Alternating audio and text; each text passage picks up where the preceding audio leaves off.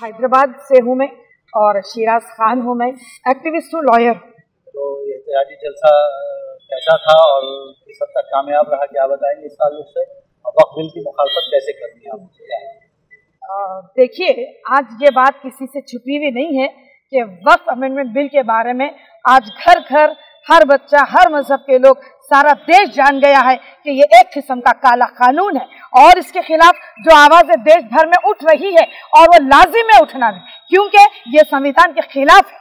ये नहीं चाहता बिल कि यहाँ पर जो मुसलमानों की जायदादें हैं जो वक्फ की गई है अल्लाह के नाम पर, ये साफ तौर पे ये एज पर यूनियन के आर्टिकल 14, 25, 26 के तहत ये मुस्लिम्स का या रिलीजियस एसेंशियल एलिमेंट है